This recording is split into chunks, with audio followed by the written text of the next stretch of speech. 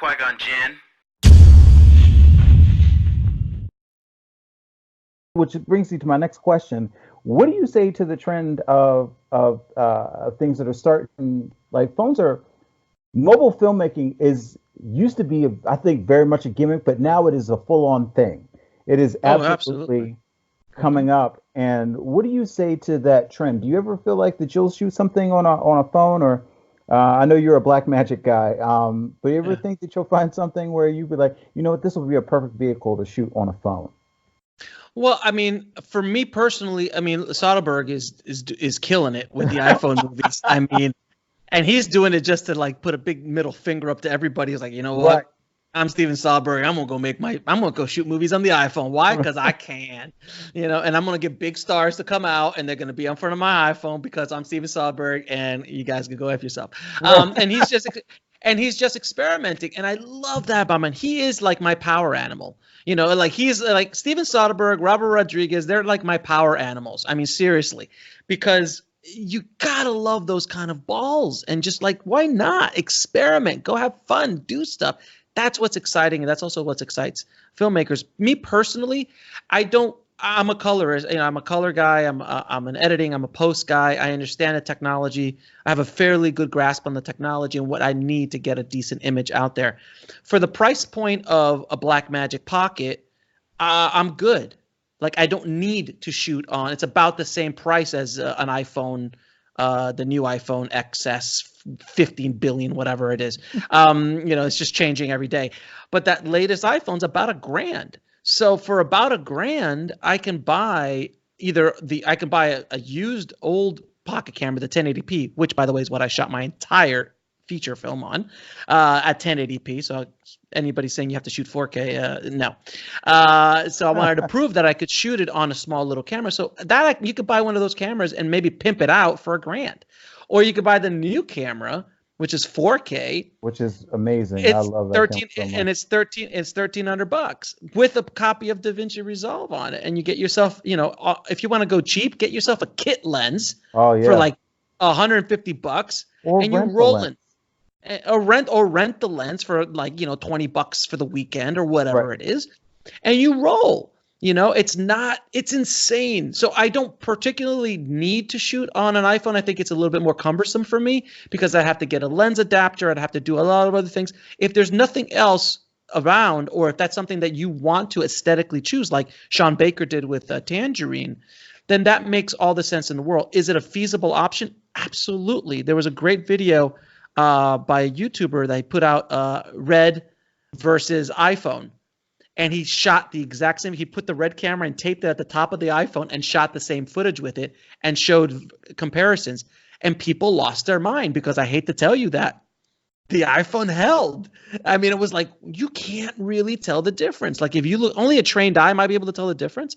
I'm not, and by the way, I'm not saying that an iPhone image is better than a Red image, No. or an Alexa image, but is it going to do what you need it to get the movie done at a micro budget? Absolutely. If that's the only camera you have, go for it. Why wouldn't you? The reasons I go with Blackmagic so much is because, unlike any other camera on the market, it does shoot RAW. It does shoot ProRes. It shoots ProRes RAW. It shoots Blackmagic RAW. And I need that rawness in color to save me from situations on set with a micro budget. You don't have a lot of time to shoot, to set up lighting and things like that. So you need that latitude to be able to kind of coerce that image a little bit in post-production. You can't do that with a compressed image. So a Canon image or an MP4, you just have your latitude drops dramatically. It's really very difficult to deal with. So that's why I'm such a fan of the Blackmagic cameras, and it's also by far the best bang for your buck of any camera you can purchase, in my humble opinion. Blackmagic is doing some really great stuff. I'm a DaVinci guy myself, and I very much am. I covet the Blackmagic Pocket Cinema 4K. But I also Did you get it? Did you buy it already? I have not. I have not. I'm saving up for I got it. It's in my. I Oh, got it. It's so nice. It's so oh, nice. bad. I put it up right next to my Ursa Mini, and because I have an Ursa Mini, so I put both of them up next to each other, and we shot some stuff. I'm like, I mean, I mean, it's at the price point is the same amount that I pay in rent every month, and every time I pay my rent, I think, you I know, can't. for the same money, I could be happy this month instead. Instead of like have a roof over my head. Yeah, who needs a house? These kids, they'll put on raincoats. It'll be fine. It'll be fine. It'll be like camping all the time. Right. Oh man, but That falls into the category of one of my sayings I say all the time is like, follow your dream, but don't be an idiot. right, right. Because I'm looking at my wife's face, and stuff like that, and she's looking at me like, she's looking at you like, I love you and I support you, but don't push it. Right. You spent the money on what? I know. You have kids, right? Yes, yeah. It's look, guys, for everybody out there who's filmmakers and don't have kids, see, if you're gonna do crazy stuff in your filmmaking career, you got to do that stuff early, because when the wife shows up, when the wife or the husband shows up, now it's two, and you can still do some crazy stuff as the pair of you. That's all good. Maybe you could get away with a few more things, start doing nuttier stuff. I'm gonna like when I made my $50,000 short film, that was a family operation. My wife and I, saved up, and we went to savings, and we're like, let's roll, and then when the kids show up, that's a different conversation. All of a sudden, you're like, baby, I need that new camera. I'm like, well, the kids need, they need daycare. They need summer camp. Like we need new clothes. Like it's a whole other conversation. Right. So you gotta have your game at a certain level. Right. I've learned about navigating around sort of these things that where it's just like, okay, family comes here. And then, you get to the filmmaking stuff and you sort of bypass around. But it is a challenge. It is a challenge. Mm-hmm. So on my channel, we're very much like in like this whole $1,000 space. What limitations, if any, do you think $1,000 movie would have in terms of production, in terms of spectacle, like what do you think? You think the sky's the limit? Like it all depends on the technology. It all depends on the filmmaker. It really does, because you give Steven Soderbergh $1,000 and an iPhone, he's going to make something look pretty, right? And he's going to tell a good story. If you give a kid out of school the same stuff, it's just not going to be the same. So it's all about the technician behind the camera. I'm not that concerned with the camera, to tell you the truth. I'm more concerned with the technician behind it. Limitations of $1,000 film are going to be, let's say you have all the gear. So I'm going to throw that in, that you own all your gear or you have access to all the gear in some way, shape, or form. Right. So let's say you have all of that. It's going to be who's going to be in front of your lens.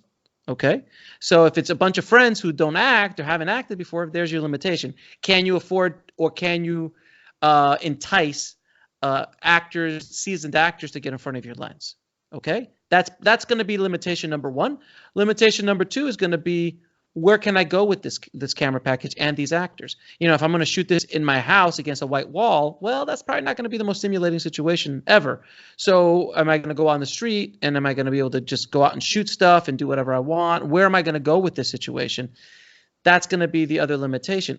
Other than that, maybe making sure that audio is taken care of properly. That's such a huge deal. Making sure somebody is there, crew, that's willing to work with you for those 5, 6, 7 days. It should be, like Ed Burns says, you shouldn't take any more than 12 days to make a movie, period. At an under $10,000 budget, like that's all you should shoot. I mean, it took me probably around 7 to 8 days to shoot This Is Meg, and it took me 4 days, 36 hours to shoot, which I don't advise, to shoot on the Corner of Ego and Desire, based not by, I had to, like I only had 4 days at Sundance, and right. That's what we got is what we got. It was like, talk about being on the tightrope with no net. Like there's no reshoots, there's no wraparounds. It was all about my prowess as a filmmaker to kind of tell the story and get the elements that I needed. But it was also the prowess of my cast and crew that were able to kill it and not take 50 takes and not give me attitude and just roll with the punches. And I'm out in the middle of the night when it's like 6 degrees outside, no jackets, and I'm asking them to do another take, and no one's really giving me any problems.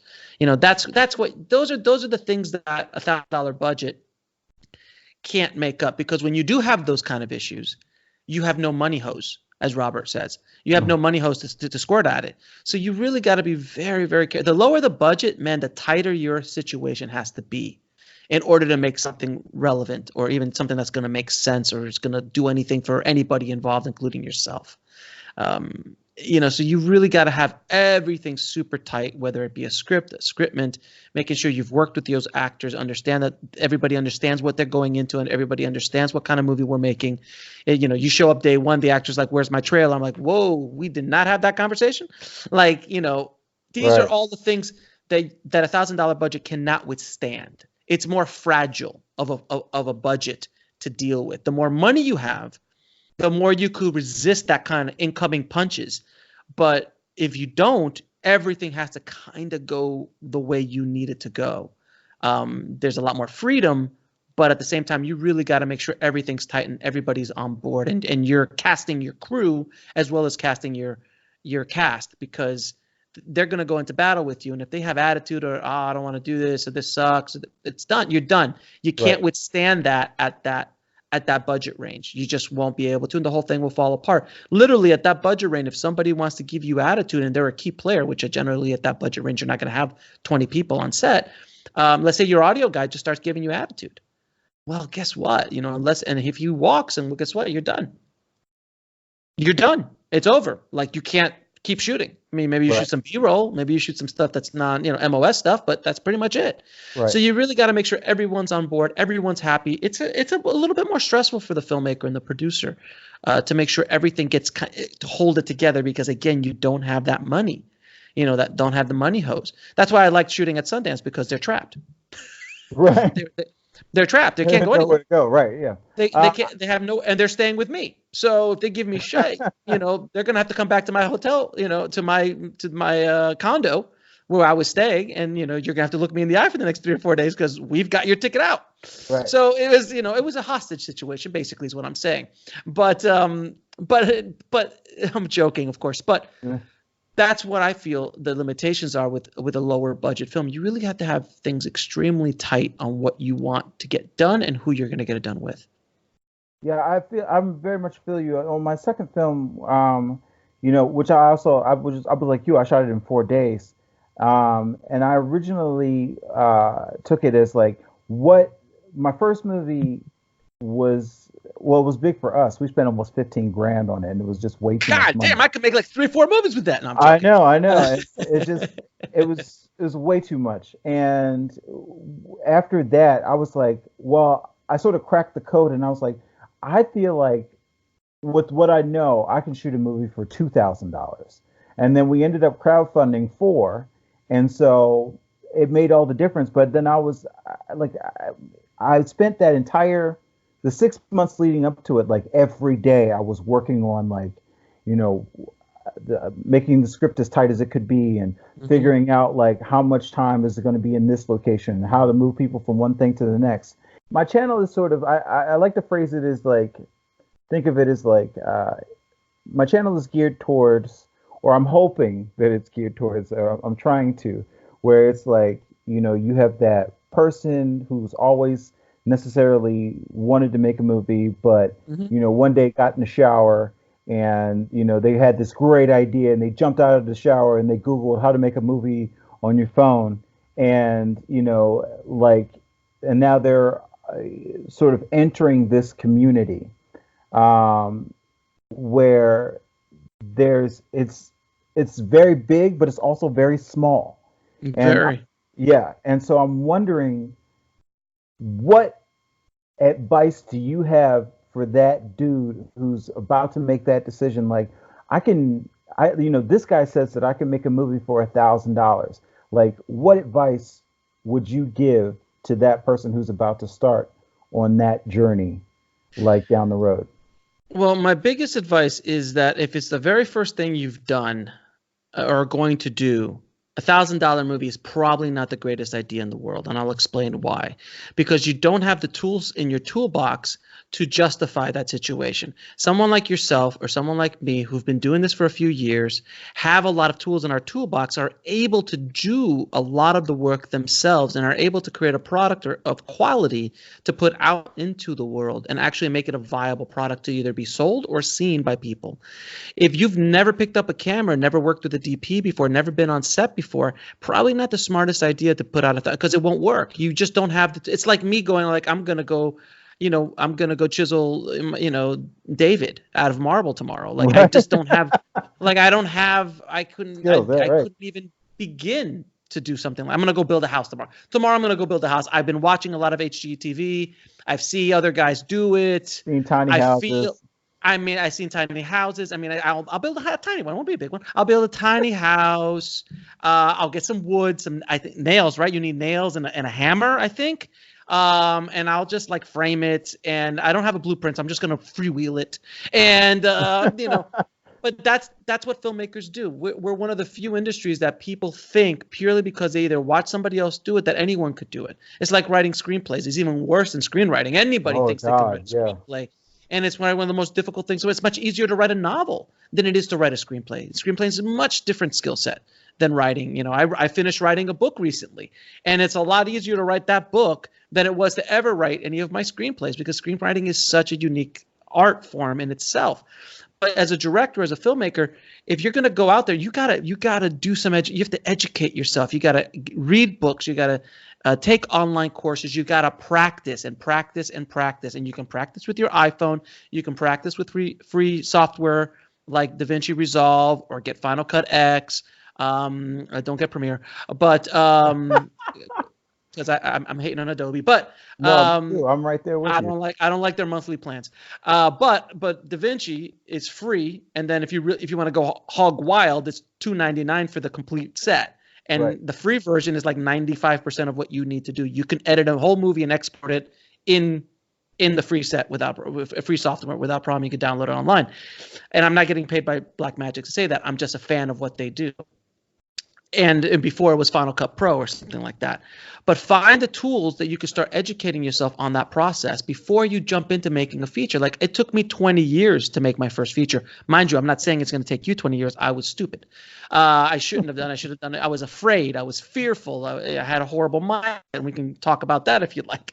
But you need to educate yourself. So the concept of doing a micro-budget feature film, it sounds really beautiful and it sounds really, wonderful. And then you hear people like, Mark Duplass or Joe Swansburg talk, and they're like, yeah, I just got my mom's Handycam and went out and shot a movie. That worked at the time that they did it. The technology was available, and it was almost accessible, and they also made it like almost its own film movement, which is called mumblecore, which is kind of like this really bad audio, really bad visuals. I'm just going to tell raw stories.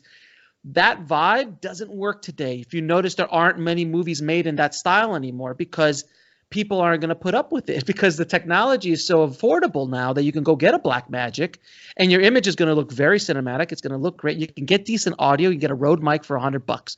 You could plug it in and you're out the door. Like, there's a lot of things you could do now to make the image and the audio sound good.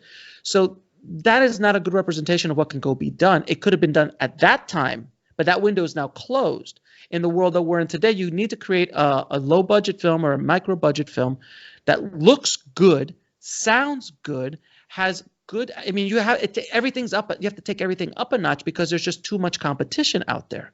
So if you don't educate yourself on the process prior to it, I feel that you're setting yourself up to fail. I think if you're going to try doing $1,000 thing, go out and shoot a ton of short films. A lot of people don't realize that Robert Rodriguez went out and shot 25 short films that no one has ever seen before he did El Mariachi, or before he did Bedhead, which was his first short film, which then he turned into, and then he went into El Mariachi. He did 25 short films and edited them on VHS decks, tape to tape. Yes. to educate himself on the process. I'm not saying you have to do that. You actually have it easier. You can download a piece of software, put it on your computer, edit yourself on a PC or on a Mac, go out and shoot on an iPhone, bring that footage in, and you can start practicing and then start testing and start educating yourself. There's so many free tutorials online, but I am always a big proponent of actually purchasing good quality, condensed coursework and courses, because let's say you go out and spend, you can go on YouTube right now and find as much information about the filmmaking process as you want. There's a ton of stuff out there, but you've got to hunt and peck and sort, and there's so much crap out there, and there's so much things, and it takes a long time to go through it all. Or you can spend anywhere between $100 to $500 on a amazing course that maybe has 6 or 7 hours worth of stuff on it, and it'll take you through the entire process. Yeah, And it's tight. I've seen so many videos on writing. You know, I'm a big fan of Film Courage, and I've watched all their videos. But I got Aaron Sorkin's Masterclass. I know you're a big fan of, and that was just that was amazing. I mean, there's just no substitute for listening to the master speak, and you know, being able to go through that process like step by step. I loved it. I'd love to take Shonda's. That's my next one. I really want to take Shonda's. Absolutely. And if you want to take a directing one, take Ron Howard's. It's the most amazing thing. Yeah, absolutely. It was amazing. So, I mean, you're absolutely right. I feel like that kind of coursework. There's a channel that just came up with a masterclass on Filmic Pro, and I think there's a ton of that stuff out there. Yeah, I think. For me, and I've been saying it, like, I thought, I mean, even me, having shot things, I've been shooting things for 18 years, and I started doing tape to tape deck too. And, you know, I started when I think I underestimated as much as I love the mobile filmmaking movement. Like, I underestimated how complicated Filmic Pro was. It's kind of like it is a pistol that kicks with a shotgun blast and just blows you right out of your boots. Like, you didn't know. We discovered that, I know you're a post guy, but like, if you shoot with the highest, bit rate that's possible inside of Filmic Pro, if you're shooting also 4K, you're shooting almost a gig a minute of footage. And that is no joke. And that, caused some problems, but little things like that, like we didn't know like that sort of thing was going on and stuff like that. So I feel like you're right. Like, you have to do the work. You have to educate yourself. It's not just something, and I feel like that we all have that idea of that Cinderella story. Like, we're all just gonna come out of not the a lot box of, and don't get me started with that damn lottery ticket mentality, man. Don't get me started. Everyone thinks they're going to make their little $5,000 movie or $1,000 movie. They're going to submit it to Sundance. Sundance is going to accept it. They're going to win Sundance, and then someone will come down from Mount Hollywood and say, you shall direct. It's not a thing that happens.